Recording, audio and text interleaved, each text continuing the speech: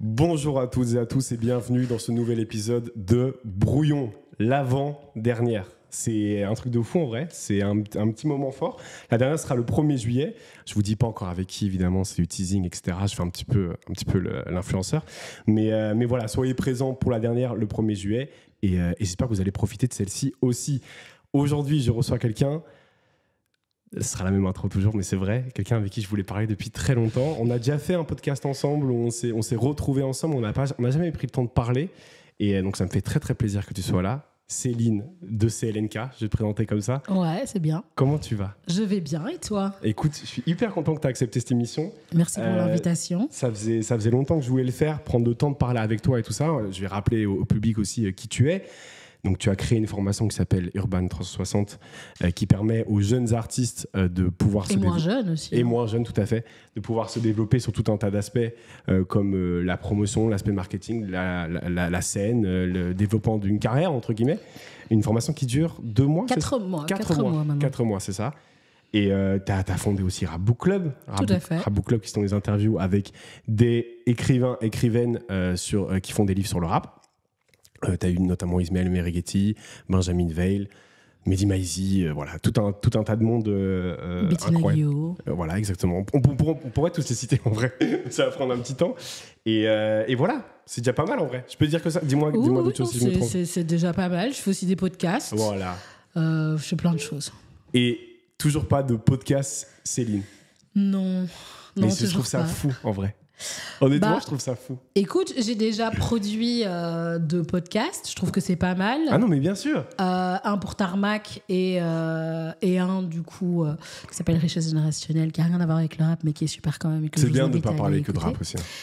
Et puis j'ai avec John de chez Bleu Music, on a bossé aussi ensemble, et KR, sur un podcast qui s'appelle Pull Up.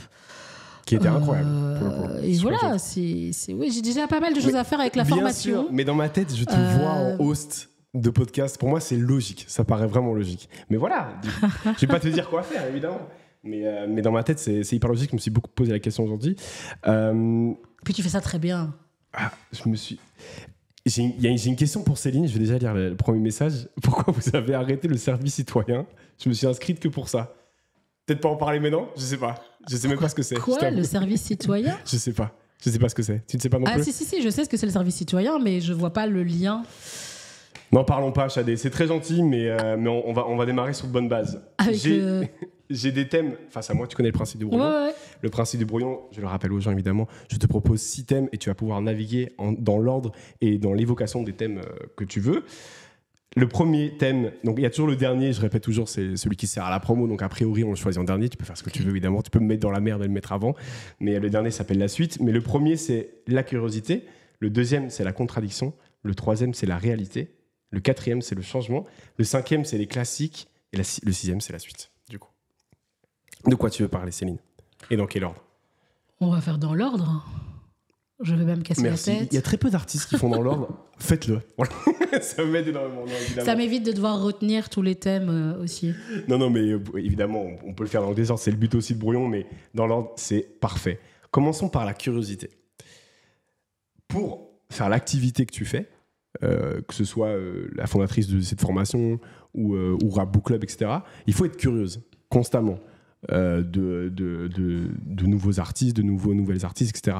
Est-ce que c'est quelque chose que tu sens que tu perds ou est-ce que c'est d'année en année, ça se bonifie ? Ah c'est clairement quelque chose qui d'année en année se bonifie, okay. J'ai envie de dire. Je crois que c'est une question déjà d'amour pour la culture hip-hop, pour le rap. Et puis l'amour aussi de ce que je fais, c'est-à-dire que j'ai la chance d'avoir je crée mon écosystème professionnel, et donc du coup j'essaie de développer des projets à chaque fois qui moi me plaisent, me permettent d'apprendre des choses, à grandir aussi avec mes projets, et qui en même temps sont utiles aux artistes et qui sont au service de cette culture-là aussi, quoi. Donc du coup moi ça m'enjaille à fond. Parce que tu peux comprendre que, toi et moi on le sait, mais tu le sais mieux que moi aussi, le rap a changé énormément, et on en parlera en plus dans un des thèmes.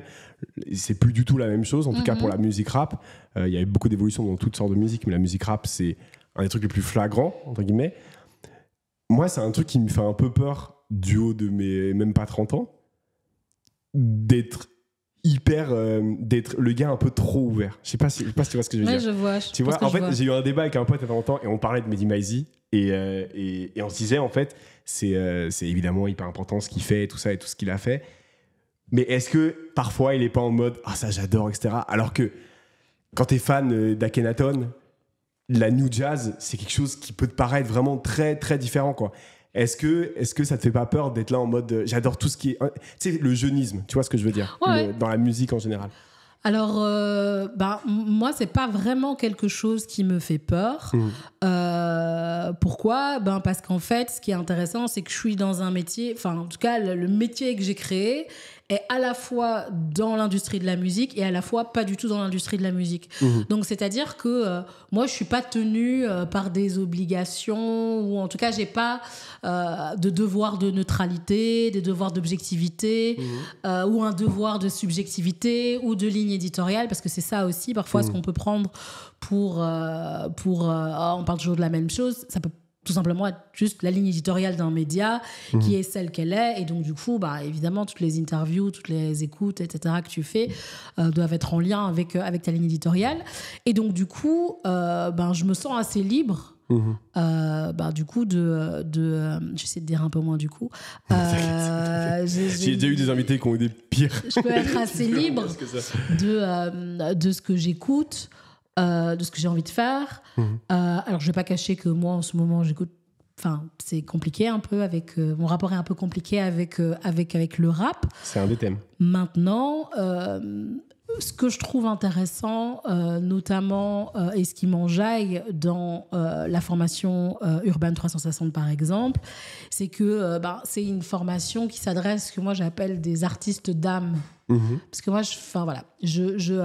parfois c'est pas ma came, mais à partir du moment où je sens, enfin tu vois, il y a vraiment ce truc de, tu sais, ta démarche artistique, elle est sincère, elle est authentique. Alors elle est parfois bancale, on est ok, mais quand je sens que les artistes font vraiment de la musique avec le cœur, avec l'âme, et qu'en fait ils le font parce que s'ils le faisaient pas, en fait ils le feraient quand même si ça leur rapporte pas d'argent, moi je suis contente de tous les jours me battre, enfin peut-être pas tous les jours me battre, mais en tout cas de me démener pour mettre en place une formation qui s'adresse à ces artistes-là.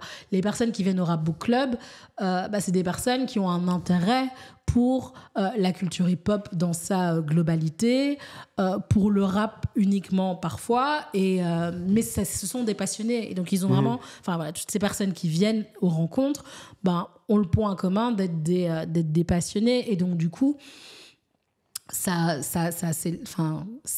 élague quoi. Et donc du coup les projets que je rencontre et ceux qui viennent à moi, généralement c'est des projets qui pour une raison ou une autre me plaisent. Parfois ça me plaît peut-être pas, je suis peut-être pas le public cible, parce qu'il y a quand même des choses où je suis vraiment pas le public cible. Mais maintenant je trouve ça intéressant le terme de public cible.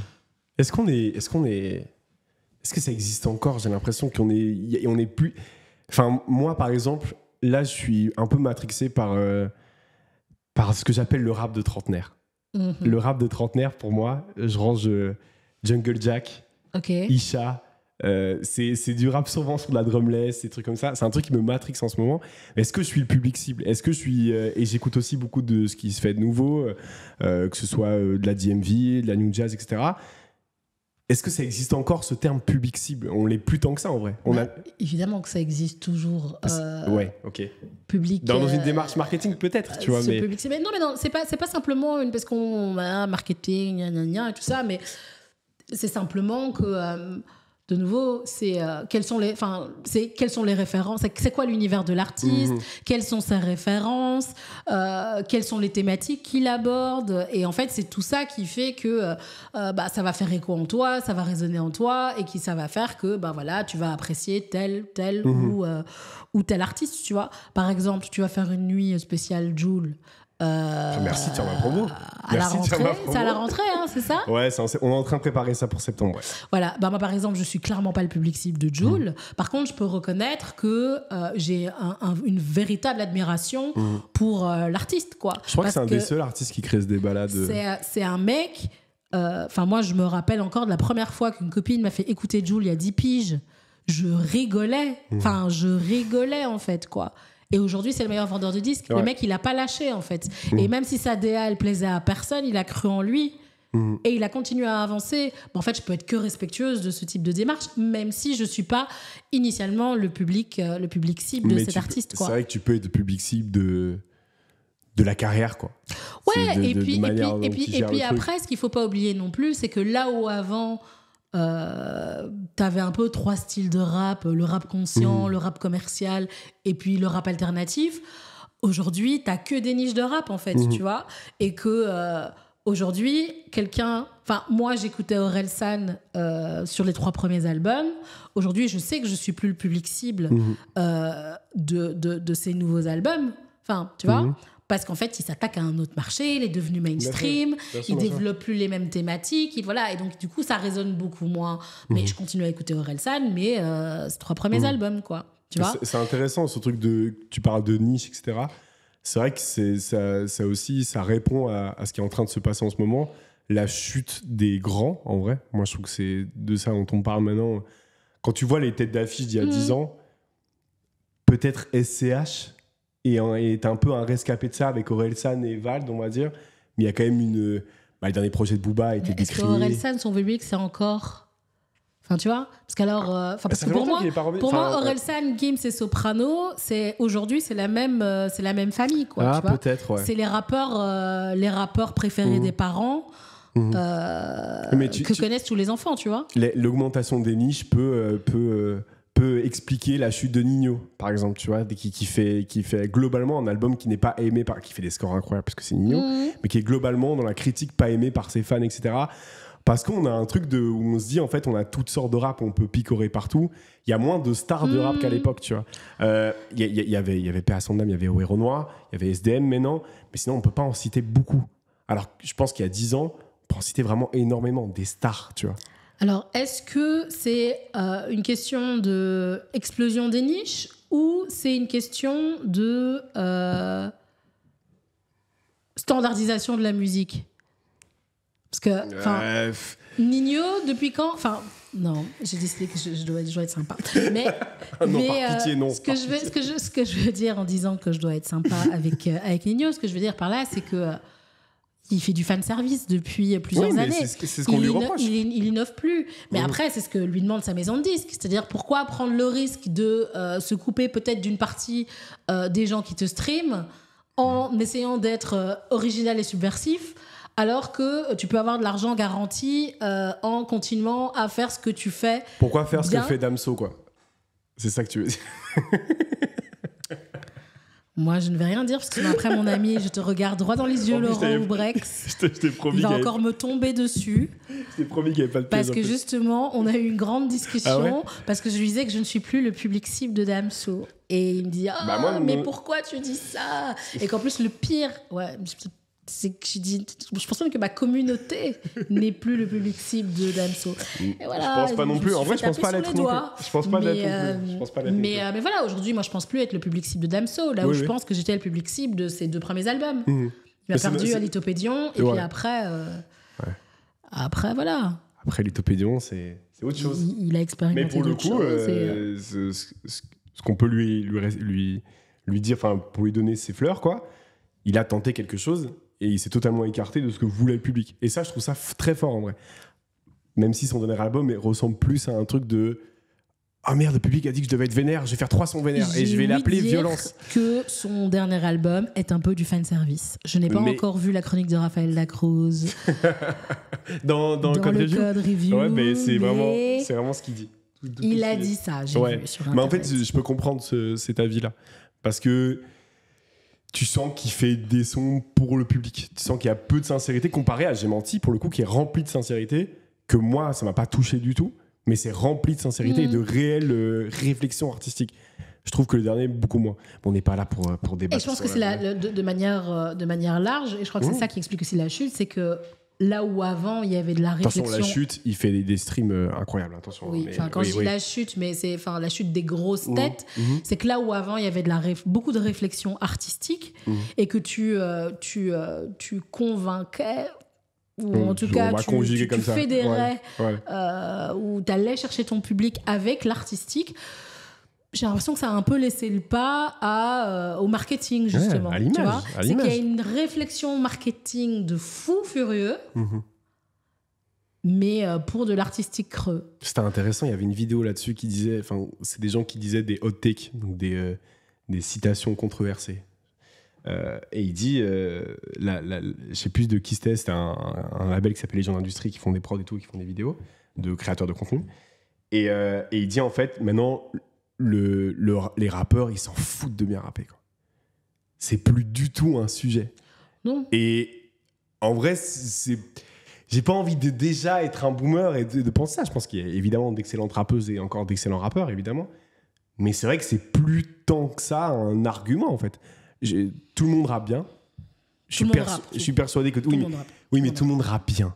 A priori, tout le monde rappe. Non, mais si ça sort, si un son arrive dans tes oreilles, c'est qu'il est bien rappé. Moi, je suis persuadé de ça. Je suis persuadé que plus personne... Quand on écoutait... j'écoutais pas ça à mon âge, évidemment, j'étais trop petit, mais quand tu réécoutes Temps mort de Booba, tout est excellent.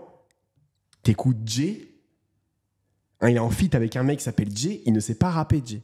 Jay, il fait des fautes de français, de technique, il y a des rimes qui sont pas faites, il est souvent pas dans les temps. Aujourd'hui, ça n'existe plus. Il n'y a plus personne qui sait pas rapper.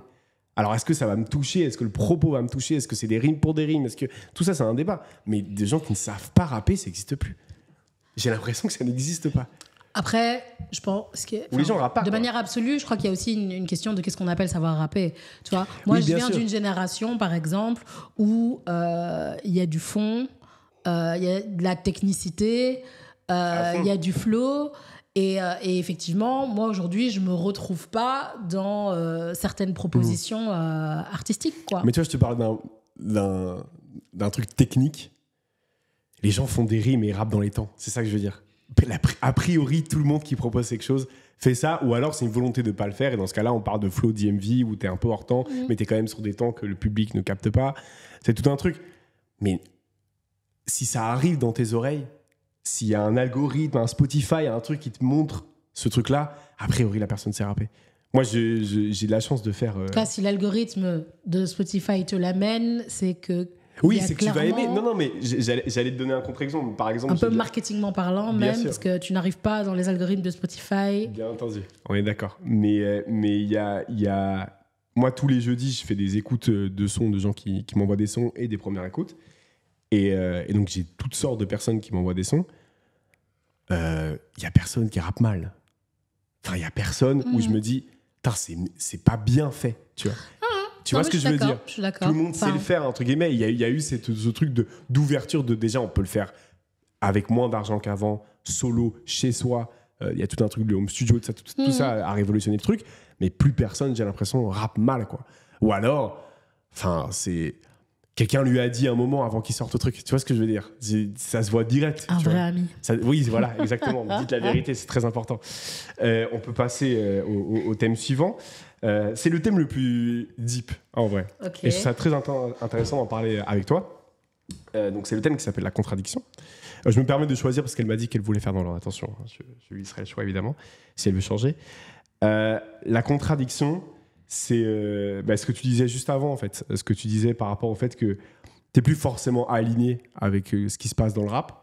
Et moi aussi, je ressens ça. Je pense qu'on est beaucoup que ce soit ma génération ou ta génération, à se dire en fait, c'est plus vraiment le truc dont on est fier, dont on porte l'étendard.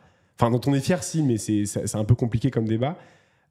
Comment tu avances avec les contradictions, qu'elles soient éthiques, même musicales, etc. Comment tu avances avec ce truc-là en tant qu'auditrice de rap? Est-ce que déjà tu écoutes encore du rap ou est-ce que tu es passé à la house? Alors, après, il faut savoir qu'en termes de goûts musicaux, je suis assez éclectique, heureusement pour moi. Donc, du coup, ça, c'est assez chouette. Et j'ai toujours écouté un peu de tout, sauf du métal. Je vais pas mentir. C'est les seuls trucs. Je pense que les fans de rap n'y arriveront jamais. Non, je suis désolée, pardon. J'ai rien contre le métal. J'ai déjà fait des concerts de métal, mais je sais pas, être chez moi et marcher dans la rue, quoi, et écouter du métal au casque. Alors moi j'avoue que dans mes top Spotify, je réécoute beaucoup la même chose. À un moment, je crois qu'il y a un article qui disait qu'à partir de 33 ans, je crois que tes goûts musicaux ils bloquent. J'ai vu ça, ouais, et tout à fait. Ces dernières années, quand je vois à chaque fois mes tops, je me dis ah ouais, c'est vrai qu'ils avaient peut-être raison. Le top. Tu réécoutes des classiques, des trucs que tu aimes bien. Le top Spotify. Ouais. Et j'avoue que j'aime bien me lancer. Au moins, plusieurs fois par an, j'écoute L'école du micro d'argent, j'écoute Deux frères de PNL, j'écoute La fête est finie d'Orelsan. Enfin, je veux dire, j'ai mes albums un peu classiques que je vais chaque année écouter au moins une fois ou rentrer un peu dans des phases. Alors après, je suis évidemment toutes les l'actualité de mes petits artistes Urban 360. Bien sûr. C'est important. Mais c'est vrai que je suis assez déconnectée des propositions qui sont faites aujourd'hui. Souvent parce que je trouve qu'elles manquent elles me touchent pas en fait. Tu vois, c'est presque... Parfois, j'ai l'impression que c'est de la musique un peu mécanique. Okay. Et forcément, je ressens ça plus fort dans le rap parce que j'ai l'impression que l'offre est tellement beaucoup plus grande dans le rap, et qui est lié évidemment au fait que le coût de production soit beaucoup moins cher, etc. Que voilà, je suis flemme, vraiment flemme. Et donc du coup, par contre, là où ce qui va être intéressant, c'est que du coup, moi, j'utilise maintenant les créateurs de contenu, les Twitchers, les journalistes. Voilà, moi, je reste encore de cette école de, j'ai mes journalistes, ou en tout cas, il y a mes personnalités que j'ai identifiées et où je sais que s'il a bien aimé, il y a des chances que j'aime bien. Okay, d'accord. Et donc, moi, c'est vraiment aujourd'hui avec le bouche à oreille que je fonctionne pas mal, quoi. Si quelqu'un me dit, non, tu devrais vraiment écouter ça parce que ça pourrait te plaire, alors ok, je vais écouter, quoi. Mais je vais plus proactivement aller écouter de la musique. Aller écouter tout ce qui sort. De toute façon, il y a trop de choses qui sortent. Donc voilà. Oui, mais ça devient très compliqué. Et je redécouvre, j'ai découvert l'option, j'avoue, Radar du vendredi, où du coup, tout ce que j'ai liké depuis que je suis sur Spotify, j'ai des actus. Et en fait, du coup, ça fait plaisir parce qu'il y a plein de... j'ai le réflexe de chaque fois que j'ai écouté un truc, chaque fois que j'ai été en concert, j'ai été voir, etc., je m'abonne. Et donc, du coup, je me dis, en fait, je vais plus utiliser cette fonctionnalité-là. Je tiens à dire à Spotify, donnez-nous de l'argent. On a cité 4 fois Spotify, par pitié. En plus, on devrait changer parce que je crois qu'ils sont c'est pas des bons Spotify. Oui, c'est la plateforme qui rémunère le moins les artistes. Et puis même au-delà de ça, je crois que c'est fondateur, tout ça. Machin. Bon. Mais non, mais j'allais te parler de ça en plus. Parce que même éthiquement, tu vois, je pense qu'on est tous au courant, évidemment, qu'il se passe des choses atroces autour de nous, même chez nous, etc. La droitisation du monde, voilà. Le rap a toujours montré, ces dernières années en tout cas, montré une certaine image de capitalisme, en vrai. Un capitalisme différent des autres, parce que ça part souvent d'ascension sociale, quand on prend les grosses têtes en tout cas. Comment tu avances avec ce truc-là ? Parce que moi, personnellement, en tant que personne de gauche, c'est pas facile d'écouter ce qui est proposé maintenant quand on parle d'avoir des beaux vêtements, des avions, on est dans un yacht, des trucs comme ça. Et en vrai, c'est un truc que j'adore. Moi, je suis fan de Drake, moi, j'adore ce truc de flex. Mais éthiquement, il y a toujours une question de... En vrai, on s'en fout, quoi. Il y a des choses atroces qui se passent, il y a personne qui en parle, mais on sait que la nouvelle veste, elle a coûté 3 000 €. Tu vois, il y a un truc de... Moi, c'est plus avec ça que je te posais la question, dans cette contradiction-là, tu vois. Eh bien, avant, je ressentais un certain malaise à écouter du rap, notamment par rapport à la question du sexisme qu'il peut y avoir dans certaines paroles qui sont tenues, de certains thèmes qui sont pas ouf à diffuser. Mais ça, c'était avant que je lise le livre de Benjamin Veil. À qui profite le sale, racisme, sexisme et capitalisme dans le rap français. Parce que ça m'a vraiment apporté une clé de lecture vraiment différente. Et là où avant, je lisais plus le rap, mais je ne voyais un seul style de rap, et effectivement, le rap sale, qui est celui qui est le plus valorisé et dans lequel investissent le plus les maisons de disques, que du coup ça occulte un peu le fait qu'il n'y a pas un rap mais il y a des raps. Donc déjà dès que tu te dis ok, il n'y a pas un rap mais il y a des raps, tu te dis bah ouais c'est vrai en fait. Et qu'en fait bah ouais, moi j'écoute plus Damso, j'écoute plus il y a plein de gens que j'écoute plus, mais j'en écoute d'autres, tu vois, et ils font aussi du rap quoi. Donc du coup je me sens moins mal, en tout cas je me sens beaucoup plus alignée et pas du tout honteuse du fait d'encore écouter du rap aujourd'hui en 2025, parce que t'as des artistes comme Medine qui continuent à faire le taf, même dans la jeune génération. Alors certes, les formats ont changé. Avant, on faisait des 11 minutes 30 contre le racisme. Quelle époque, là où aujourd'hui, on est déjà content s'il y a 2 phrases. Maintenant, 2 phrases aujourd'hui, quand tu es un artiste qui est signé en major. Est-ce que c'est pas plus politique Voilà. C'est une question à se poser. C'est là où il y en a qui... là où certains artistes qui ont du pouvoir et de la visibilité lâchent aucun... Ne font rien quoi. Donc une parole sur tout ce qui se passe aujourd'hui. Donc non, et après ça c'est aussi l'évolution c'est l'évolution du rap, l'évolution de la société. Avant, du monde parallèlement, tout à fait. Avant le rap à la base c'est une discipline de la culture, qui s'inscrit dans la culture hip-hop. Et en fait, je pense que la culture hip-hop et la culture rap, c'est pas du tout la même chose. L'ADN n'est pas du tout et l'amalgame est fait très souvent. La démarche n'est pas du tout la même. Aujourd'hui, tu as des gens qui font du rap et qui savent pas ce que c'est le hip-hop, qui savent pas que il y a le beatbox, c'est ce que c'est, DJ, graffiti, le DJ, tout ça, le graffiti, qui connaissent pas tout ça. Et je pense que c'est ça qu'on vit en tout cas aujourd'hui, et qui permet en fait l'extrême droitisation, parce qu'il faut pouvoir le dire aussi, bien sûr. Du public rap. C'est vraiment le fait que en fait, quand tu sais d'où vient le rap, comment est née la culture hip-hop, comment est né le rap, ça n'a aucun sens d'être d'extrême droite et déjà de rapper, parce que il y a des rappeurs d'extrême droite. Ça n'a aucun sens. Il y a beaucoup de choses qui n'ont aucun sens. Bien sûr. Mais il y a une très bonne vidéo qui parle de ça, que je me permets de la conseiller. C'est une vidéo de Viens on discute, qui est un créateur de contenu qui parle de rap, qui parle de la droitisation du rap. Et à la fin, il communique avec des personnes sur Instagram par vocal. Et il a demandé à un sondage dans sa communauté. Déjà, il était assez surpris d'avoir beaucoup de droitards dans sa communauté. Mais il disait, voilà, si vous êtes des gens qui votent à droite, etc., expliquez pourquoi vous écoutez du rap, est-ce que vous vous sentez légitime et tout ça. La plupart des témoignages, c'est des gens qui disent que oui, ils sont totalement légitimes et qui verraient pas pourquoi ils pourraient pas écouter quelqu'un qui soit pas du même bord politique. Mais comme tu dis, il y a tout un contexte occulté dans cette phrase-là et dans cette pensée-là.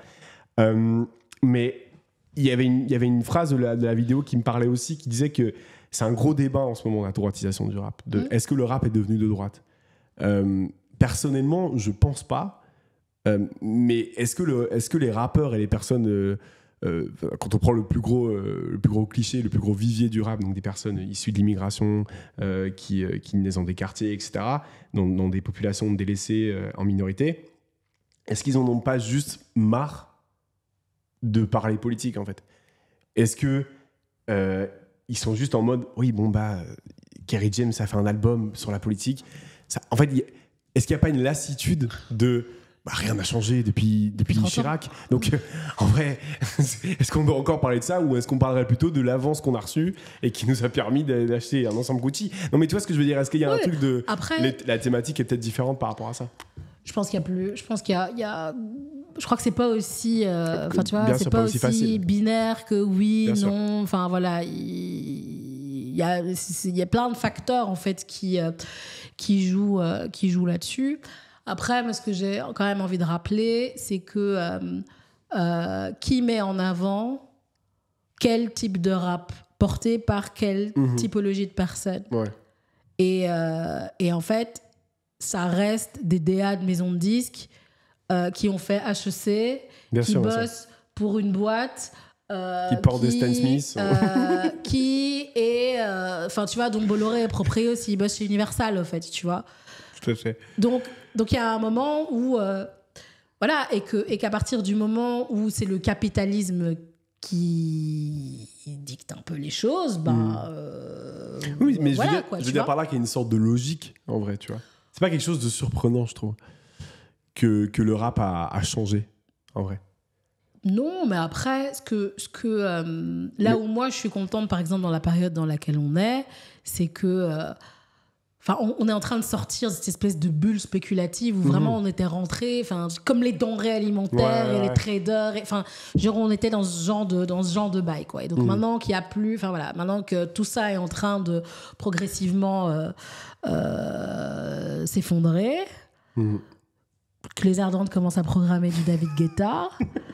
Je me que dis, Yardland arrive, peut-être ça va élaguer, quoi, tu vois. Ouais, bien sûr, et en fait, moi, c'est là où je pense que, tu vois, le rap, la force du rap, c'est que, en tout cas, celui qui s'inscrit dans un ADN hip-hop, c'est que le rap, ça n'a jamais été que du rap. Ça a été du rap, du funk, du rap de la soul, du rap de l'électro. Enfin, tu vois. C'est un milieu qui puise partout. Exactement. Et que la force de cette discipline-là, c'est que vraiment, ces acteurs et actrices ont une espèce de capacité de se renouveler qui est infinie, quoi. T'as donc, pas peur, du coup, pour l'avenir? Ah non, pas du tout. Au contraire. Parce que c'est un peu horrible ce que je vais dire, mais les personnes qui étaient, tu vois, les artistes animés par l'argent qui pourrait se faire, des avances qu'ils pourraient prendre, des braquages qu'ils pourraient faire, à partir du moment où il n'y a plus d'argent, ils vont passer sur autre chose. Tu vois, ils vont peut-être faire de l'électro, ils vont faire la prochaine esthétique musicale qui rapporte full thune. Et donc, du coup, ça nous enlève. Ça fait un tri. Ça fait un peu un espèce de tri où, du coup, ça va permettre de remettre un peu la lumière et de dépoussiérer un peu pour qu'on recommence à voir les passionnés, les passionnés, les artistes, ceux que j'appelle moi les artistes d'âme, tu vois. Et donc du coup on aura plus d'espace pour les écouter, plus de temps, plus de et donc je crois que je suis plus négatif que toi, mais tu m'as peut-être ouvert les yeux. Et donc voilà, peut-être que je vois l'avenir radieux. Franchement, je suis assez. Le rap à la base, ça vendait pas, tu vois. Et que j'ai le sentiment que le rap n'a jamais été aussi bon. Alors, ça veut pas dire que le rap était mieux avant, parce que PNL, ils étaient très bien, tu vois. Est-ce que c'est. Non, c'est le prochain thème. Pardon, et voilà, mais ce que je veux dire par là, c'est que quand ta motivation première, c'est l'argent. En fait, il n'y a rien qui peut bien se passer. Il y a une sélection naturelle. Même si tu n'es pas artiste, je veux dire, même dans ton taf, si ta seule motivation, c'est l'argent, en fait, tu vas juste faire ton taf pour de l'argent. Tu vas pas faire ton taf parce que ton métier te plaît, parce que tu as envie d'être au service de l'entreprise pour laquelle tu travailles ou au service des bénéficiaires. Non, tu vas juste faire ça pour l'argent, tu vois. Et en fait, tu peux pas... Pour moi, voilà. Il y a une sélection naturelle. C'est compliqué de faire les choses correctement, tu vois. Je comprends tout à fait. On va passer au troisième thème, qui s'appelle la réalité. Moi, je voulais voir avec toi, du point de vue de... on va rentrer dans ce que tu fais, donc ta formation, Urban 360, qui accompagne des artistes à en devenir ou des artistes, je sais pas s'il y a des gens qui font déjà beaucoup de musique qui viennent par là. En tout cas, c'est des artistes qui sont dans une phase de développement, quoi. Exactement. C'est quoi la réalité des artistes aujourd'hui ? Quand tu as 17 ans et que tu veux, évidemment, c'est quelque chose de pas binaire, évidemment, ça change chez tout le monde et partout dans le monde, mais quand tu as 17 ans en Belgique, que tu veux faire du rap ou toutes sortes de musique, c'est quoi la réalité d'un artiste aujourd'hui ? Bon, alors déjà, quand tu as 17 ans, j'espère que ta réalité et ta priorité est d'avoir ton diplôme de fin d'études secondaires. Enfin, C'est vrai, c'est vrai. Mais voilà. T'as passé les diplômes avant de rapper, c'est ça que tu dis? C'est ça le message aux jeunes? C'est les études d'abord. T'as raison, tout à fait. Moi, en tout cas, c'est ce que je recommande. Bien sûr. C'est ce que je recommande parce que je crois que mais j'ai dit 17 ans, mais je peux 17 à 20. Non, mais de fils, on s'entend. Oui. On s'entend. Bah, en fait, c'est difficile.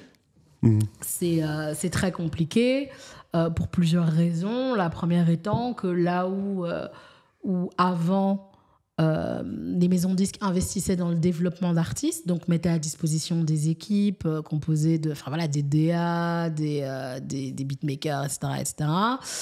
Qu'on laissait le temps aux artistes de se développer pendant 2-3 ans avant qu'ils arrivent avec de vraies propositions. Aujourd'hui, il y a, les maisons de disques investissent de moins en moins dans les artistes qui viennent de zéro. C'est ça que je veux dire. Tu vois, là où avant, tu pouvais venir de zéro et alors on t'accompagnait justement pour... Le mot spéculation, quand tu disais... de zéro à plus. Là, aujourd'hui...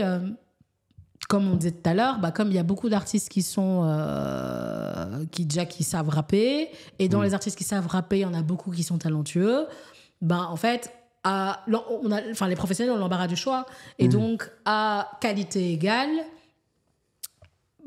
ils vont privilégier un investissement dans un artiste qui a déjà un début de communauté, tu vois, sur lequel ils vont rajouter un coup de pouce et boum, ça va faire augmenter les stats. C'est ça, parce que la communauté, là où ça a changé, c'est que maintenant tu peux la faire sans maison de disque.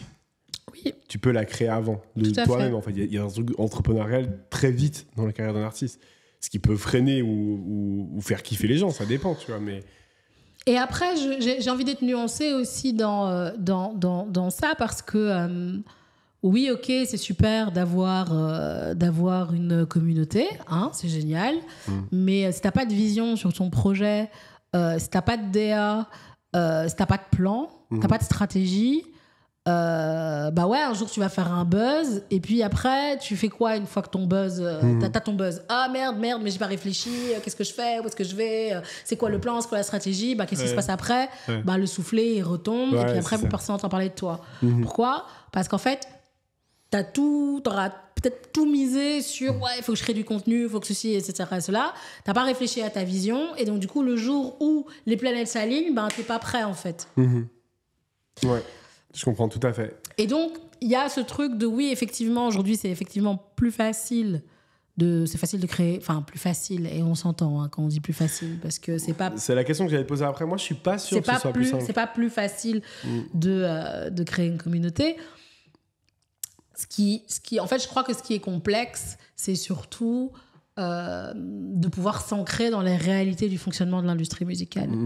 Et je crois que c'est ça le premier problème et l'une des premières difficultés qui peut être rencontrée par les artistes.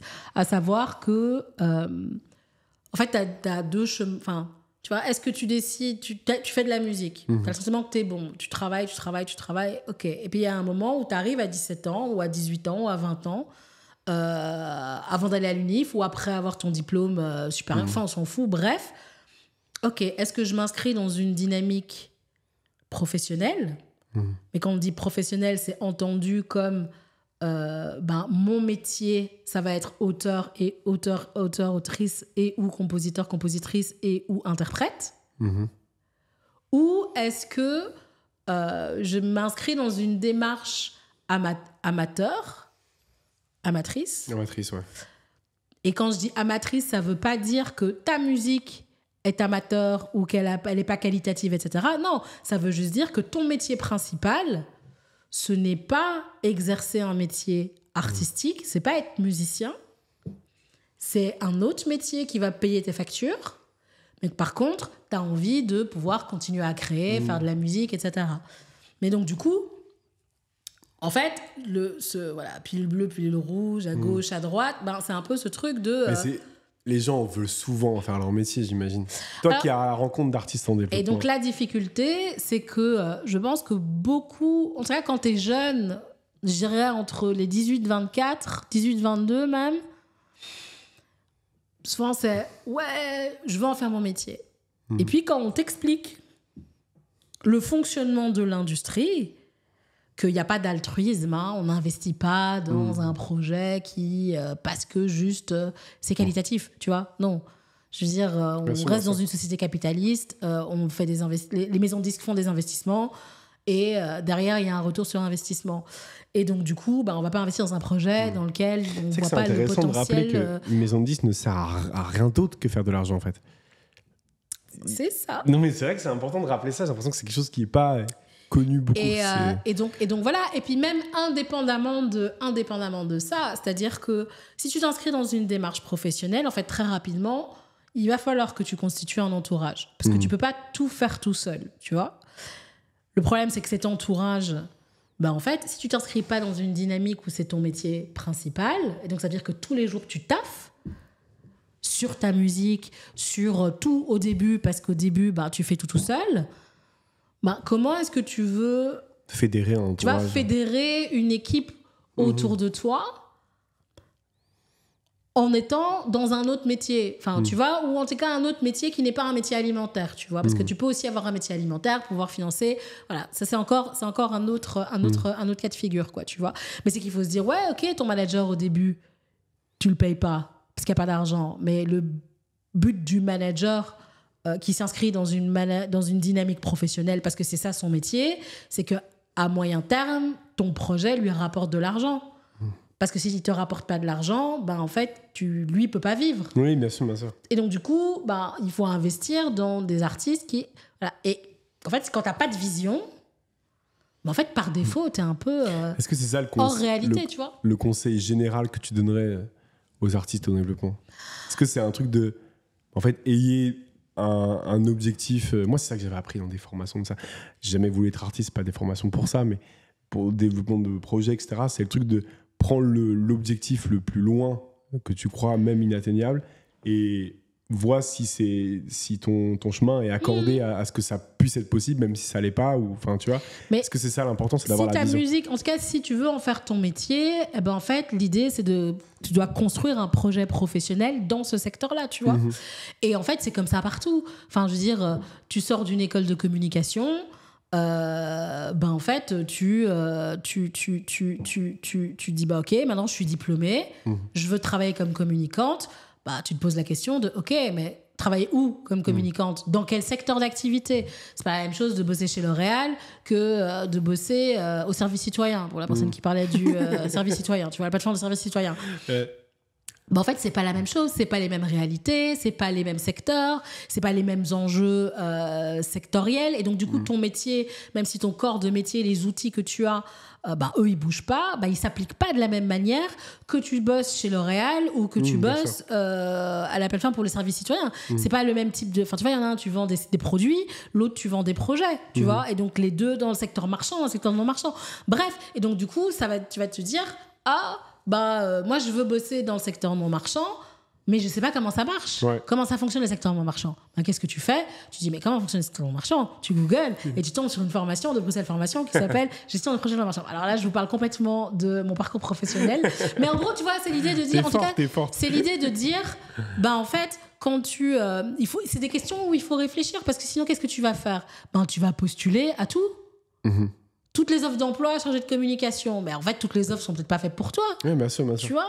Et donc, questionne-toi sur, OK, avant de me dire tchac, en fait, qu'est-ce que je veux faire dans la musique? Tu vois, quelles sont mes valeurs, qu'est-ce que je veux faire, qu'est-ce que j'aime faire, qu'est-ce que j'aime moins bien faire, qu'est-ce que, faire ou pas faire, finalement, c'est un peu égal, et construis ton projet professionnel sur base de ça. Si tu sais pas comment fonctionne l'industrie de la musique et que tu sens que tu as besoin de savoir parce que tu as commencé à sortir des projets et tu vois qu'il suffit pas de balancer tes projets sur le net pour développer une communauté, peut-être qu'en termes de méthodologie, il y a des choses qui te manquent.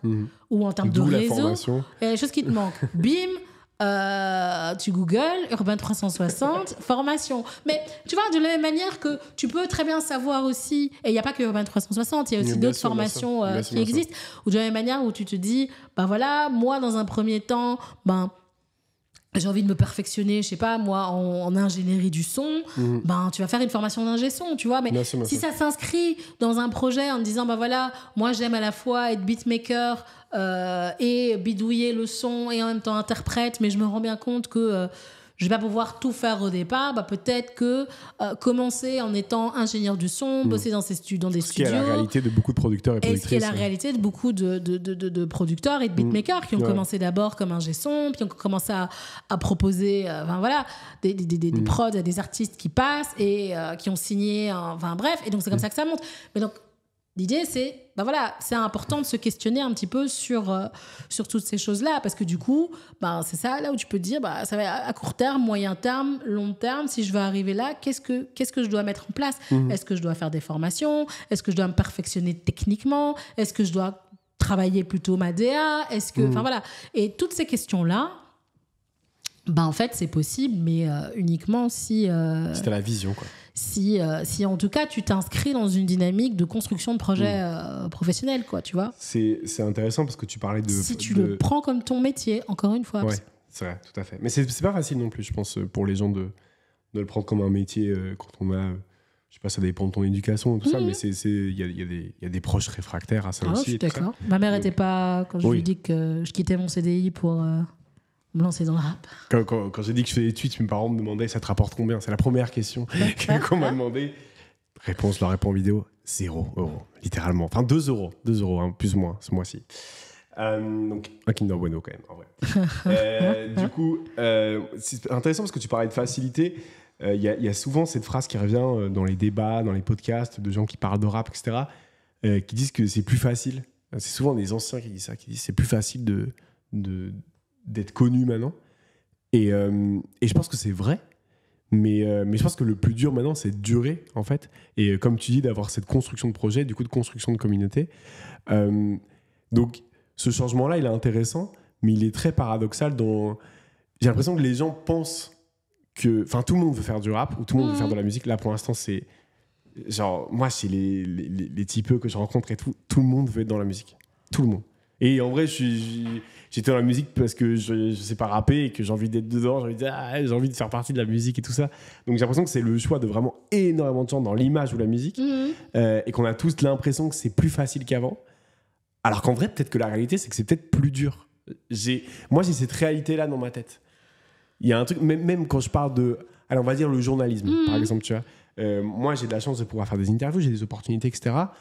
Sûrement que je prends la place à des gens qui ont fait le journalisme et qui ont eu leur diplôme. On paraît avoir cette discussion, Lou. Non, mais c'est intéressant, tu vois, de se poser la question avec Ismaël Merighetti pendant ce Attention à ce que tu dis, Lou. Non, mais c'est intéressant. Je pense que je prends cette place-là aussi et qu'il y a un truc de, bah oui, aux Ardentes, les gens qui ont leur stand, c'est les influenceurs et pas les journalistes en soi. C'est Théodore de YouTube qui va interviewer. C'est Léna Situation qui est sur les tapis rouges. Voilà. Il y a un truc. Moi, je trouve pas ça un vrai problème. Non, mais les Ardentes ne sont pas une référence. Quoi ? Les Ardentes ne sont pas une référence. Non, mais pas les Ardentes, mais tu vois ce que je veux dire. Il y a la création de contenu prend le dessus sur le journalisme pur maintenant. Et je trouve que c'est la même réflexion par rapport à ça. Qui prend la place de qui ? Comment on rentre dans ce truc-là ? Moi, je pense qu'on tend...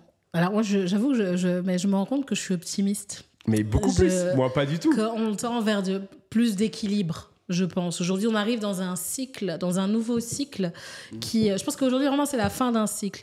Et donc, je pense que là où... J'espère que ça se termine très vite. Ma génération, on était... Enfin, en fait, il n'y avait pas de projet professionnel dans la musique puisqu'il n'y avait pas d'argent. Tu vois ? Il n'y avait pas d'accès aux médias, il n'y avait rien de tout ça, tu vois. Donc ça, c'est vraiment la génération au-dessus de moi, tu vois. Et puis après, je crois qu'il y a ma génération où on a vu des grands faire... Tu vois, on a quand même grandi en écoutant du rap, en voyant des grands faire du rap, et on met des choses en place. Il y a des choses qui se sont mises en place pour, ok, les grands, on les kiffe. Nous, on a fait des études de com, on a fait ceci, on a fait cela, on va faire Bouscapé, on va faire ceci. Enfin, tu vois. Et donc, il y a vraiment tout un écosystème qui a commencé à se créer et qui est venu soutenir un petit peu voilà, ces artistes. Et que ça, combiné à l'arrivée des réseaux sociaux, Twitter, machin, etc., fait que, en fait, la distance entre le public Enfin, comment dire, les médias n'avaient plus l'exclusivité sur n'était plus le canal exclusif de communication entre tout à fait. les artistes et leur communauté ou leur communauté potentielle, tu vois. Et comme les artistes rap étaient quand même exclus, et d'ailleurs ils ont continué toujours à être un peu moitié boycott, ils sont appropriés cet outil, tu vois. Et c'est pour ça qu'aujourd'hui ils sont seuls là-haut. Putain, je suis très game ce jour. Ils sont seuls là-haut sur les réseaux sociaux, et qui sont numéro 1 en stream, etc. Et que c'est seulement maintenant qu'on voit des Raphaël faire des caravanes dans des stories Instagram. Parce qu'en fait, eux, ils n'ont jamais eu besoin de s'approprier ces outils-là parce qu'ils avaient... bref, tu vois, un long couloir, ou je sais pas comment on dit ça. Enfin, il y a une expression qui dit ça très bien, mais que j'ai oublié. Voilà, en tout cas, ils avaient, les grands médias leur déroulaient le tapis rouge, quoi, tu vois. Ouais. Et puis il y a la génération d'après. Les petits jeunes, là, maintenant, eux, ils sont nés en voyant des SCH, des Nekfeu, enfin, tu vois, ils sont nés à l'âge d'or, tu vois, 95, machin et tout. Et donc, du coup, pour eux, en fait, c'est accessible, tu vois. C'est accessible, tout le monde peut être rappeur, c'est un métier, en fait. Ouais, quoi. Bien sûr. Tu vois, et donc, du coup, tout le monde fait du rap, tout le monde machin. Et donc, ça dose pas, tu vois. Et donc, c'est là où, comme maintenant, il y a de l'argent à se faire, etc. Et puis, même les investissements, machin, les maisons de disques, ils ont aussi abusé en faisant signer des gens, machin et tout. Et en fait, là, ce cycle-là est en train de se terminer. Tout à fait. Et donc, je pense qu'on arrive à un cycle où, en fait, on va avoir un équilibre entre les deux, tu vois. C'est-à-dire que les gens ne vont plus arriver en mode, il n'y a pas moyen de faire carrière dans la musique, parce qu'en fait, tu as des artistes comme Luigi, comme Demi-Portion. La théorie des mini-fans. Tu vois, tu as des artistes qui sont là sur la durée. Medine, ça fait 20 piges qu'il est là. Tu as des jeunes artistes où je suis sûre que ils vont garder leur communauté comme Giorgio, sur la longueur, quoi, tu vois, parce qu'ils construisent quelque chose, tu vois. Et ça, c'est parce qu'ils ont eu l'exemple de gens qui en ont fait leur métier. Et que comme on va sortir aussi de ce schéma où on va arroser d'argent tous les gens qui font du rap, je crois qu'on va revenir à un espèce d'équilibre où, ok, je comprends qu'on peut en faire un métier, mais qu'il faut bosser, qu'il faut se former, qu'il faut toute une série de choses, et qu'en même temps, il faut travailler sur l'artistique, tu vois. Et ça va s'équilibrer. En tout cas, moi, c'est ma vision, en tout cas. Je pense que c'est vers ça qu'on va. Et en tout cas, moi, je sais que dans les projets que je développe, c'est vers ça que... Enfin, c'est avec cette vision-là que j'avance, quoi. Moi, je me rends compte que je suis vraiment beaucoup plus négatif que toi par rapport à ça. Genre, dans ma tête, j'ai l'impression que... Là, j'ai l'impression qu'un média rap ne sert à rien, mais à rien du tout. Et j'en suis intimement persuadé. Même si je fais partie d'un média que j'adore absolument ce que je fais, il n'y a plus de gens qui vont prendre leur info sur Bouscapé. Ils vont la prendre sur un tweet d'un gars qui a réagi à un truc. Je pense que ça ne sert pas à rien. Par contre, je pense qu'on est dans une ère... C'est les créateurs et les créatrices qui sont plus intéressants maintenant.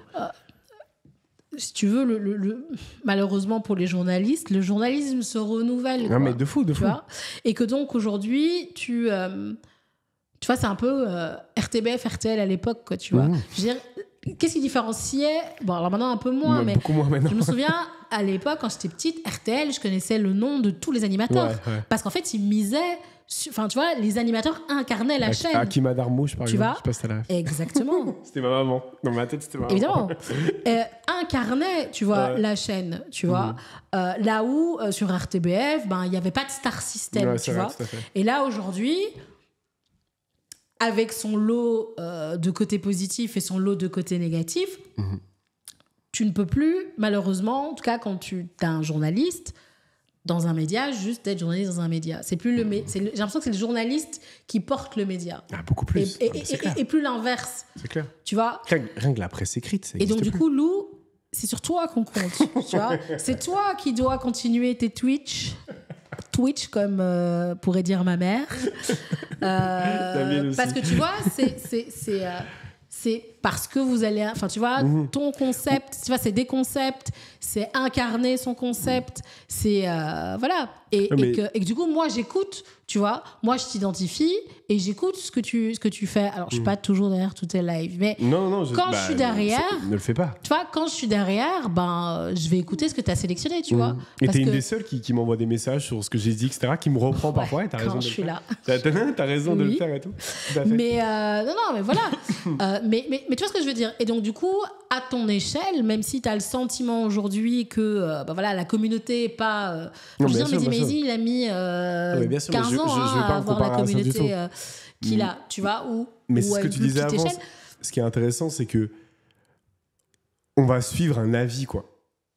Maintenant, on suit plus. C'est pas. Je m'en fous que Bouscapé me dise Enfin, je dis Bouscapé depuis tout à l'heure parce que pour moi, c'est le plus gros média, évidemment. C'est les autres médias, pareil. Mais je m'en fous que Bouscapé me dise que Jul sort son album à minuit. Ce qui m'intéresse, c'est ce que le créateur que je suis en a pensé de l'album de Jul. Non, alors après, je pense qu'il y a. C'est pas la même chose. Enfin, il y a.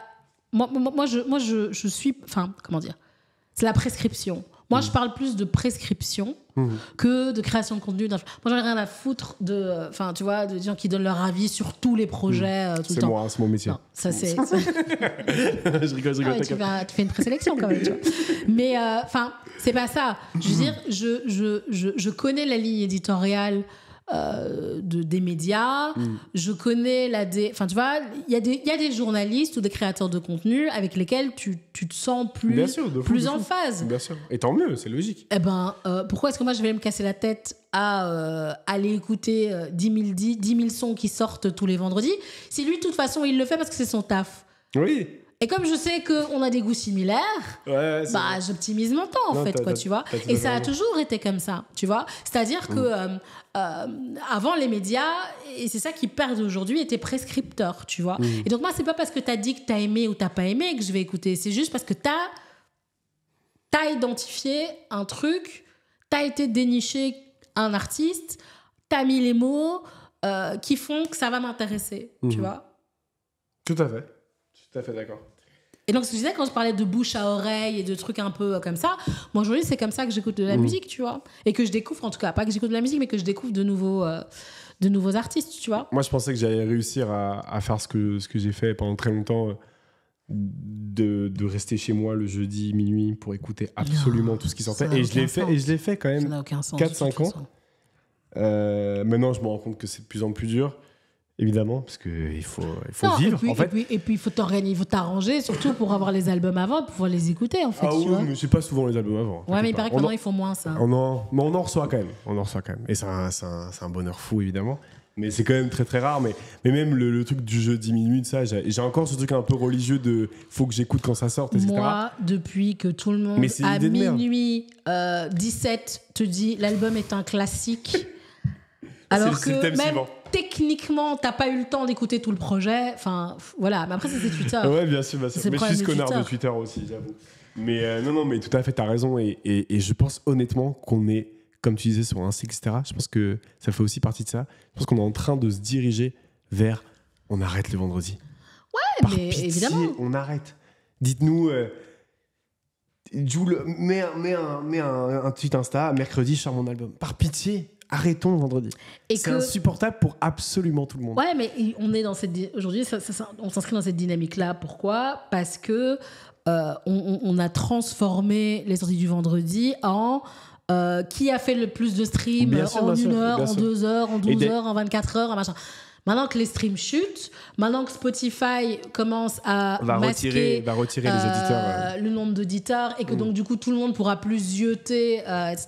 Ce que je trouve, pour le coup, même si Spotify est critiquable sur énormément de choses, pour le coup, je trouve ça cool en vrai. Ouais, quitte à pas payer les gens, autant les aider à mettre des choses en place pour que la santé mentale, aider leur santé mentale. Tu vois. Mais non, mais voilà. Et donc c'est pour ça que je te dis, je pense qu'on est dans un nouveau cycle où tu vois, s'il y a moins d'enjeux financiers, alors ça ne veut pas dire qu'il n'y aura pas d'enjeux financiers, parce qu'il y a toujours des enjeux financiers, mais s'il y a moins d'enjeux financiers à base de on lui a fait signer une avance de je ne sais pas combien de milliers d'euros qu'il faut recouper, que du coup tout le monde est obsédé par les chiffres, quand on va commencer à sortir de ça, comme on commence à sortir de ça, alors tout va bien se passer, je ne sais pas, parce qu'est-ce qu'on sera encore là, on a quand même à l'aube de la prochaine guerre mondiale. Donc, on sait pas, on verra. C'est intéressant parce que c'était le thème de la réalité et le thème suivant c'était le changement et c'était vraiment tout ce que tu as dit. Le changement c'est maintenant. C'est tout ce que tu as dit. Parce que c'est notre projet. Voilà. Non, c'est pas les deux pires, j'allais dire les deux pires, mais en fait pas du tout. Mais du coup, le changement, on a parlé de ce qui a changé par rapport à avant, etc. Donc on peut passer au thème plus léger, les classiques. Ah. Tu citais des albums pendant qu'on parlait comme des classiques. C'est quoi les règles ?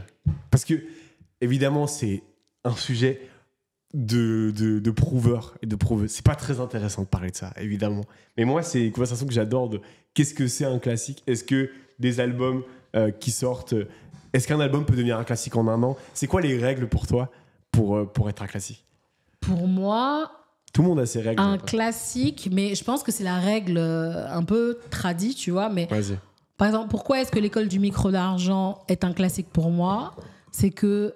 Pour tout le monde. Oui, c'est vrai aussi. Que le jour où j'ai écouté l'album, déjà, je suis restée pendant tout l'album, en fait. Tu vois ? Et j'ai tout écouté. C'est que je dis pas, quand j'écoute, quand je lance Deux Frères, je dis pas, je vais écouter telle chanson ou telle chanson, tu vois. Non. C'est ton album préféré de Je lance l'album Deux Frères. C'est l'album. Ah ouais. Ouais. Pas du tout. Ouais, moi c'est bon. Pour moi c'est et moi il faut qu'ils doivent plus revenir. Hein. Est-ce que c'est moi aussi ils doivent je suis tout à fait d'accord revenir. Avec ça. Vraiment. Ça me terrifie un peu. L'apogée. Ça c'est vraiment comme dirait la section d'assaut. Je suis très watibé aujourd'hui. J'aurais adoré que t'aies un merch. Et donc ils doivent plus revenir. De toute façon j'ai vu une vidéo d'une théorie d'un mec ou d'une meuf, je sais plus, enfin de quelqu'un qui expliquait qu'il reviendrait plus. Mais oui, c'est fini là. Et en plus, il y a ce qu'on a vu, le truc de séparation de société et tout ça. Ouais, c'est ça. Non, voilà, c'est bon, ça. Mais et franchement... Mais j'aime bien que ça excite encore les gens. Comment ils sont partis. Oui, bon, j'ai pas aimé le concert aux Ardentes. Mais oui, bien sûr. Mais ils s'expriment... Comme je me suis juré de plus jamais aller les voir en concert après ça, qu'ils reviennent pas. Je suis tout à fait d'accord. Qu'ils reviennent pas, et ça, en je rate plus, rien. ils profitent juste là de leur réseau pour s'exprimer, pour ce qui se passe en Palestine, au Congo, etc. Donc c'est parce qu'ils sont libres. Ouais, tout à fait. Et je trouve ça vraiment plutôt cool. Ils doivent plus revenir. Est-ce que donc tu disais c'est un album qui te percute directement, mais est-ce que la plupart des trucs, enfin des réflexions par rapport à ça, c'est est-ce qu'il dure ? Est-ce que l'album dure ? Et moi je trouve que c'est un peu galvaudé comme règle maintenant, parce que plus beaucoup d'albums durent. Non, alors après je crois que à l'époque on sortait des albums tous les 3 ans. Maintenant, c'est tous les ans et pour certains artistes, tous les 6 mois. C'est pour ça qu'il n'y aura plus de classiques. Enfin, pour moi, il n'y a pas de classique. Ah, si. Toi, ce week-end, oui, je vais en parler. J'étais à Marseille pour aller voir La Funky Family, qui est un de mes groupes préférés. Oui. Et en fait, ils faisaient une tournée. Donc, c'est une tournée pour 20 ans de carrière, ou 20 ans de carrière, je crois. La setlist des gars, que des classiques. Il n'y a pas un son... Enfin, tu vois, le seul son qui n'était pas classique pour moi, c'est qu'ils ont fait un son sur bande organisée ou très organisée. Et j'étais là, c'est quoi ? Je ne connais pas. Ok, je suis allée aux toilettes, tu vois.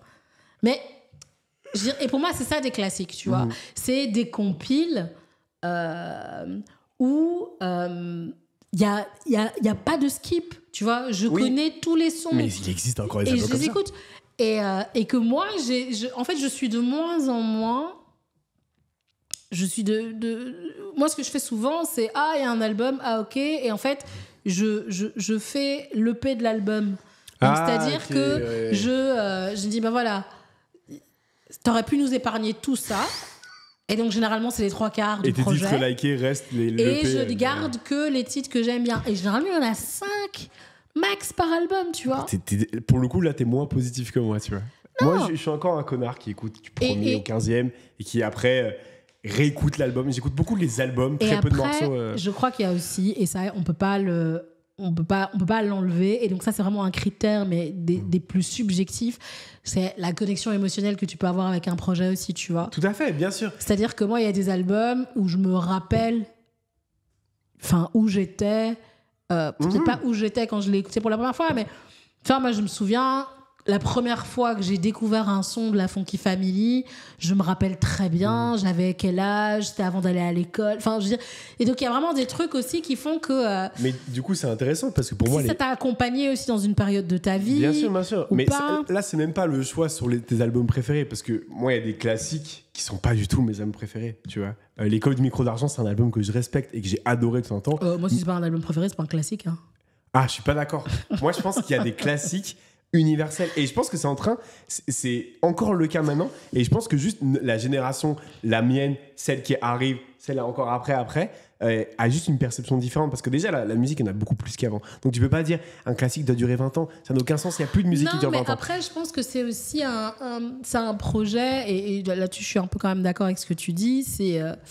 Pour moi, c'est qu'il doit y avoir une forme de consensus autour du fait que, tu vois, sur la période, tout le monde s'accorde à dire que c'est bien. Déjà ça, et surtout l'impact. Parfois, plusieurs années après, tout le monde s'accorde à dire que... Parce que parfois, il y a des albums qui...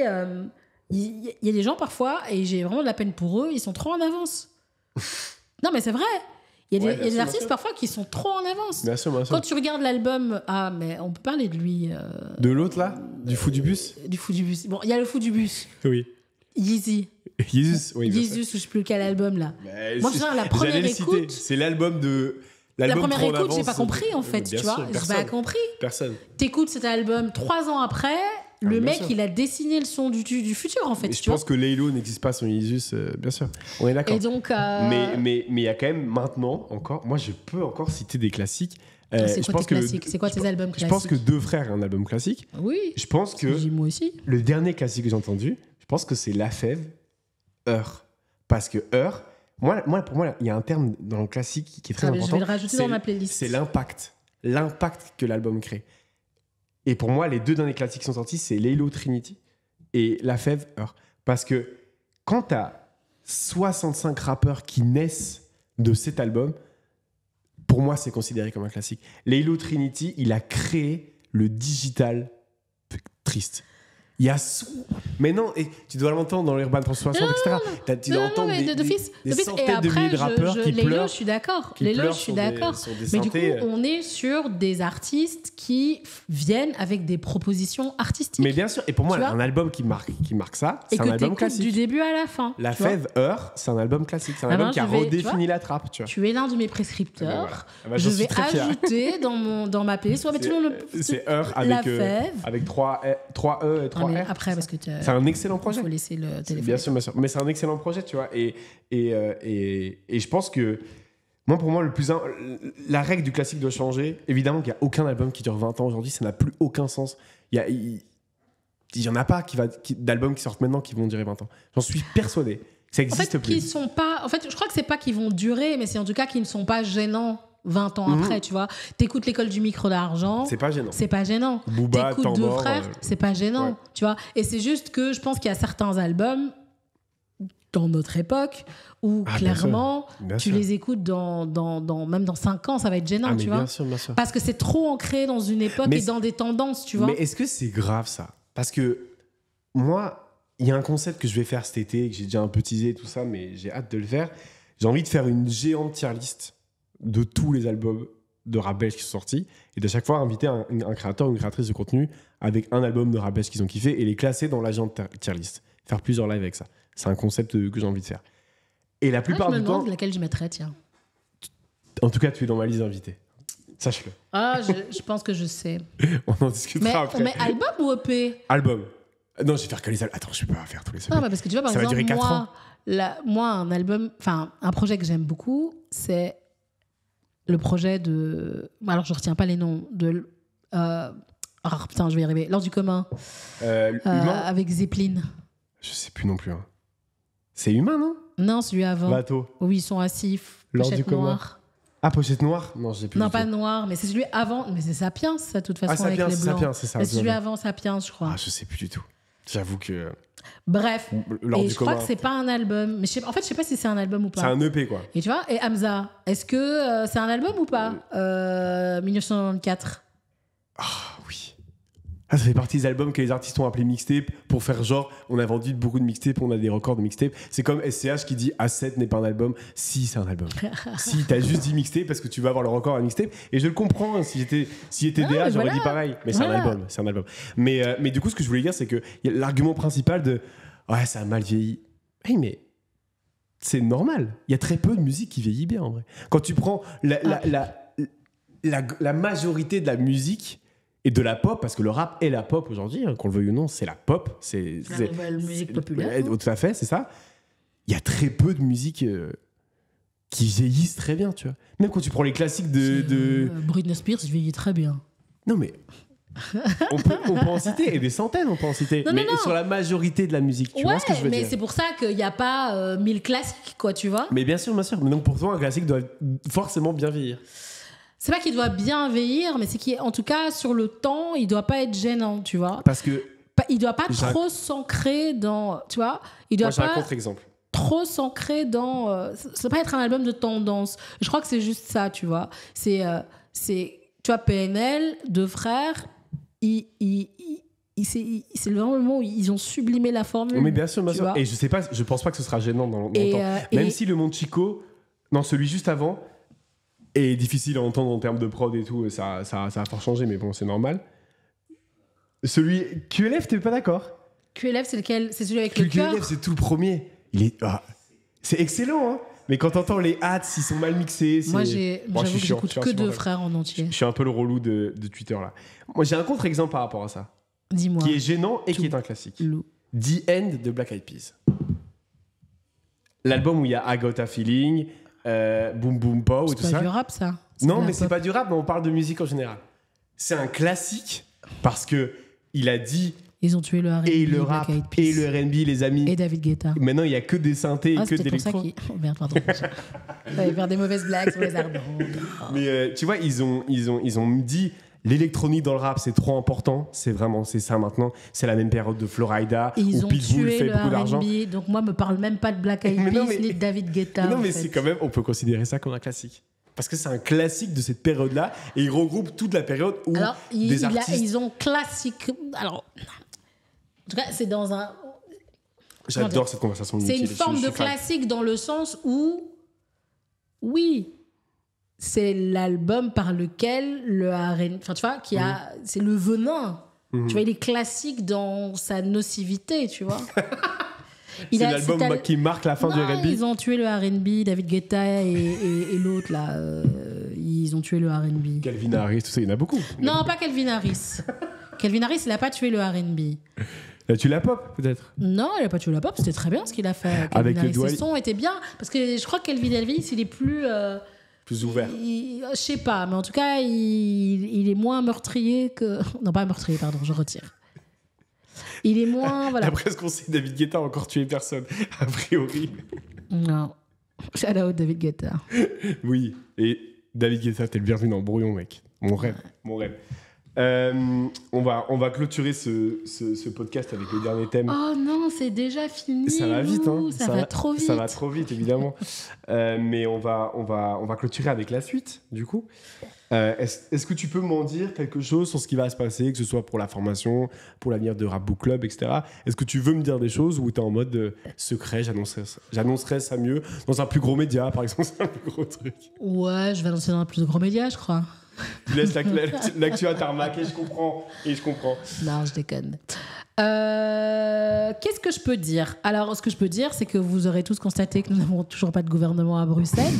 Et qui dit pas de gouvernement dit pas d'interlocuteur au niveau de la région et de la COCOF. Et qui dit pas d'interlocuteur dit pas de gens auprès de qui aller pitcher ton projet. Et qui dit pas de gens auprès de qui aller ton projet dit pas d'argent. Faites pas de culture, c'est la Donc, merde. du c'est le pire coup, moment.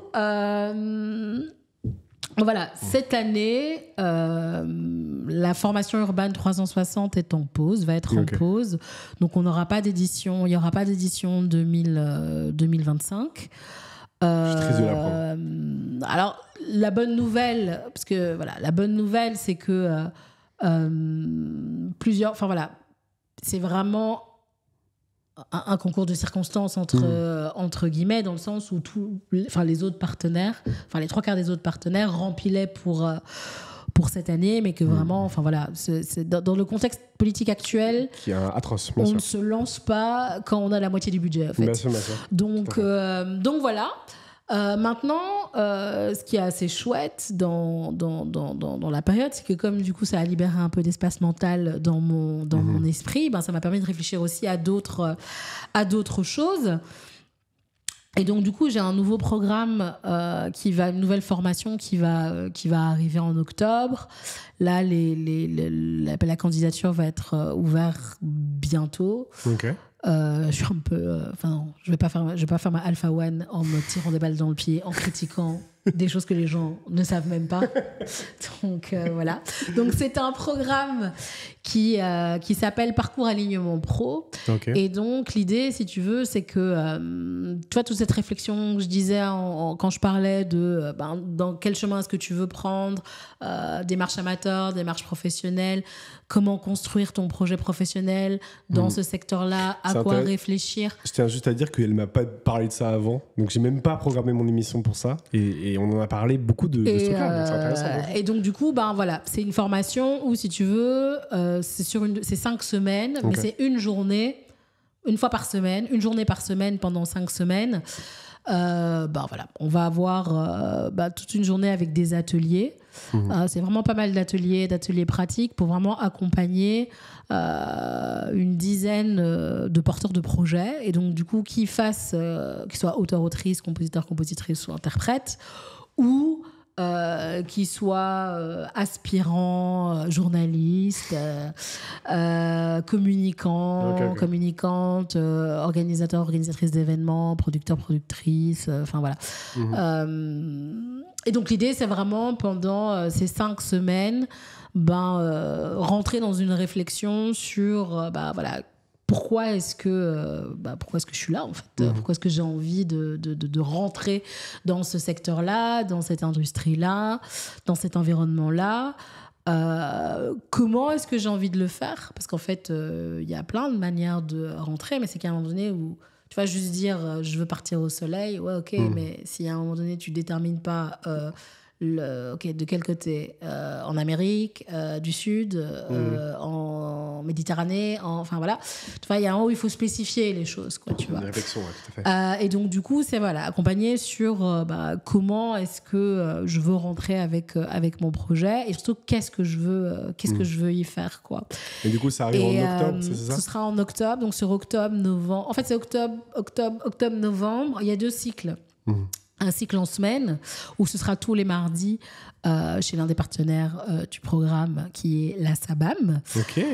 Donc en journée. Et alors l'autre, ça se fera dans les studios de Bleu Music, et ce sera un samedi. Parce que donc l'idée, c'est de rendre ça accessible à la fois à des personnes qui aujourd'hui ont du temps à investir en semaine dans leur projet musical, et aussi à des personnes qui n'ont peut-être pas le temps qui ont d'autres métiers sur le côté, que ce soit alimentaire ou pas d'ailleurs, mais qui ont quand même envie de rentrer dans cette réflexion. Et donc voilà, et donc ce qui est cool aussi, c'est que ce sera suivi après de 2 entretiens, un suivi individuel avec 2 rendez-vous pour accompagner justement chacune des personnes dans l'affinement de projets professionnels à construire, quoi. Et donc voilà, et donc c'est un programme qui est soutenu par la SABAM et par Playwright, et donc du coup de ce fait-là, il va être accessible gratuitement pour les personnes. Mais donc du coup il va y avoir quand même quelques critères, donc c'est ça qu'il a fallu repenser récemment pour quand même challenger un peu la motivation, bien sûr. la motivation des personnes. Mais donc du coup ça n'aura aucun coût pour les porteurs et porteuses de projets, donc ça c'est assez chouette. Merci la SABAM et merci Playwright d'y croire encore dans d'investir dans cette culture, dans le développement de projets qui aide les artistes et qui les outille surtout pour se structurer et se professionnaliser, parce que c'est ça le nerf de la guerre, quoi. Donc voilà, donc ça c'est Parcours Alignement Pro. Donc les dates arriveront bientôt. Donc j'invite tout le monde, toutes les personnes intéressées en tout cas, les milliers de spectateurs sur Twitch. On est 600 000 là, j'ai regardé. les 600 000 personnes qui nous suivent, à rejoindre, s'abonner clnk.be et urban360.be sur Instagram. Et là, toutes les infos vont être publiées, à mon avis, semaine prochaine. Ok. Dans le courant de la semaine prochaine. Ce que j'ai dit, c'est que la mauvaise nouvelle, c'est qu'Urban ne revient pas cette année, mais revient normalement, si tout se passe bien, l'année prochaine. Si un gouvernement est formé. On touche du bois. Heureusement, cette table est vraiment en bois. Donc, s'il y a Urban de nouveau, ce sera merci la table de Brouillon. Et puis voilà. Et puis sinon, Rap Book Club l'année prochaine. Là, on profite de l'été, en tout cas. J'ai profité de l'été aussi pour réfléchir un peu à la formule. Je vais peut-être solliciter d'ailleurs le concours de toutes les personnes qui sont venues une ou plusieurs fois au Rap Book Club pour avoir un peu leur avis sur plein de choses. Donc il y a peut-être une enquête qui va arriver, une enquête de satisfaction. Parce que là, ça fait 5 ans quand même. Je crois que le premier Rap Book Club était en 2020. Avec l'ABC d'art du soir, alors ça s'appelait pas encore Rap Book Club. J'ai pas vu celui-là. Moi, le premier, je pense que c'est Mehdi, la première. Et donc voilà, donc du coup, on est aussi sur la fin d'un cycle.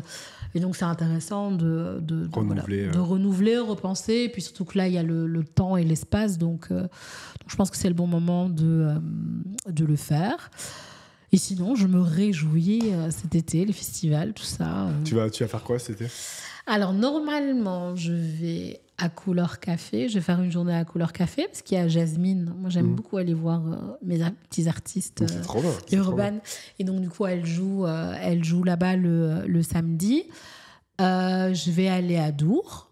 Ah, on s'y croisera normalement. Ouais, les 4 jours. Enfin, il y a 5 jours, mais je crois que je vais faire... En fait, à la base, je vais faire 3 jours. Maintenant, je vais quand même peut-être faire le jour avec Big Flo et Oli. T'aimes bien Big Flo et Oli ? Pas du tout. C'est pour ça qu'à la base, je voulais pas y aller. Mais je me suis dit, j'aurais peut-être plus jamais l'opportunité d'aller voir Big Flo et de te faire un vrai avis. C'est intéressant. Et donc, je pense que pour le coup, je les ai déjà vus sur scène. Moi, les choses que j'aime, ce que j'aime pas, j'aime. Après, je suis pas le public. Je pense ne pas être le public cible de Big Flo et Oli. Par contre, je respecte complètement. Ils sont trop forts, leur carrière, et donc là tu sais, cool. Je vais à Irlande aussi, une journée. La chance. Et puis bon, je fais mon petit traditionnel festival de boumeuse. C'est Do You Remember Festival. Je ne sais pas.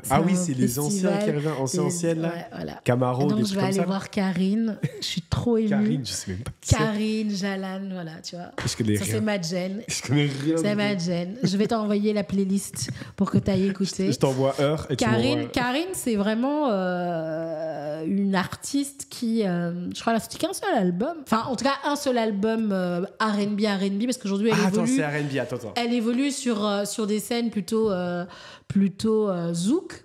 Je vais trouver des trucs, c'est sûr. Elle a fait un son, c'est mon son préféré de tous les temps, avec la FF. Je sais pas. Au bout de ton rêve. Je sais pas. Et c'est vraiment, la période où on demande à chaque meuf qui chante de faire d'un frein dans le rap. Non, pas du tout. Non, mais il y a une période où tous les rappeurs demandent à une meuf R&B, tu vois, c'est ça que je veux dire. Mais à l'époque, il n'y avait pas l'autotune, et les mecs n'osaient pas chanter. donc voilà, et franchement, et en fait, je me réjouis c'est trop bien. de l'avoir. Et donc, c'est un peu des festivals qui, tu sais, à l'époque où j'avais pas de pouvoir d'achat parce que j'étais un enfant. Oui, bien sûr. Et voilà, aujourd'hui, je me dis, en plus, ils vont jouer que mes chansons préférées, celles que je connais, et tous au même endroit. J'y vais, quoi. C'est un petit check que tu fais à la toi jeune qui voulait aller voir. Ouais, c'est ça. Donc, j'aime beaucoup aller dans ce type de festoche. Et après, rien à voir, je vais voir Oasis aussi. Ok. À Londres. Putain, mais un été chargé, quoi. Ouais, en fait, je pensais que j'allais... et puis je vais en Espagne aussi. Oh là là, bravo. Ouais, là, en fait, je fais quand même des trucs. Ouais, mais je trouve que les vacances... Tu le mérites, c'est important. L'été, c'est vraiment le moment où, tu vois, ça me rappelle, tu vois, je vais prendre mon énergie, je recharge mes batteries en allant voir des concerts, en déconnectant complètement. en réseautant quand même toujours un petit peu, en faisant un peu la fête et tout. Mais oui, c'est ça. Et en fait, ça me rappelle, enfin, tu vois, c'est un moteur aussi de pourquoi tu fais ça. Pourquoi est-ce que je fais ça, quoi. Et en plus, à Dour, il y a mes petits artistes, Chip Jules qui sera là. Donc, c'est incroyable. Un été assez chargé et tu mérites en tout cas de profiter de ça. Moi, je vais faire tout le contraire. En été, je vais énormément bosser. A priori, je serai en live vraiment très souvent. Je pars pas cet été, du coup le but c'est d'être en live énormément. Je pense que normalement on va se retrouver à Dour pour la création de contenu, etc. On verra quand les accrèdes arrivent, parce que Dour c'est toujours un peu tard, mais c'est pas grave. Du coup, dernier brouillon, ce sera le 1er juillet, je dis pas encore avec qui. Et cet été, je vais beaucoup live, donc n'hésitez pas à souscrire un abonnement. Putain, j'ai McFly avec Carito. C'est le premier truc qui me vient. Ma vie est de regarder eux qui testent des bouteilles d'eau. Le premier truc qui vient. Followez-moi, voilà, c'est ça qu'il faut dire sur Twitch. Je sais pas comment le dire. N'hésitez pas à me suivre sur Twitch, etc. Parce que je vais beaucoup être présent. Et en septembre, elle l'a dit en début d'émission, et j'avais déjà teasé un peu, il y aura effectivement un marathon 48 heures de Jul, où on écoute en tout cas tous les sons disponibles sur les plateformes de streaming de Jul. Il y aura des activités, etc. C'est un truc que je prépare cet été. Une idée atroce, mais que j'ai hâte de faire en tout cas. Et je rassure ma copine, évidemment, je ne le ferai pas ici. Tout va bien. Mais 48 heures, c'est long. Pourquoi pas commencer avec 24 heures? Et parce que je vais écouter toute sa discographie. Ah, et ça fait plus de 48 heures? Oh ouais, ça fait plus de 48 heures. Putain. Mais après, le mec, il sort 15 albums par an. 34 albums et plus ou moins 30 sons par album. Il fait beaucoup de musique. Hein. C'est vraiment très long. Putain, c'est une dingue. Un projet un peu nul, mais voilà, j'avais envie de faire ça. Non, c'est pas du tout nul. Moi, je suis fan. J'espère que tu seras là les 48 heures. Alors, les 48 heures, non. Mais non, mais le but, en vrai, c'est d'inviter... Je vais passer faire des commentaires. Il faut que je retrouve mon code Twitch, là, parce que j'ai perdu mon... c'est chiant. Et Twitch, globalement, même si j'adore Twitch... Du coup, je commande toujours sur Insta. T'es la boumeuse, quoi. Parce que j'arrive pas à retrouver mon compte. Non, et donc, je regarde, mais je commande sur Insta. Non, mais le but, en plus, c'est d'avoir des créateurs et créatrices de contenu qui passent chez moi pour un certain album, des gens qui adorent Jul, des gens qui détestent Jul. Le but, c'est de fédérer autour de tout ça. Et voilà, merci beaucoup Céline. Merci à toi Lou pour cette invitation. C'était super chouette, ça m'a fait plaisir. Je me suis régalée. C'est trop cool, merci beaucoup. 1er juillet, dernier brouillon. Et merci Vato. Oui, merci beaucoup. On est bon pour applaudir. Je m'auto-applaudis. Ah.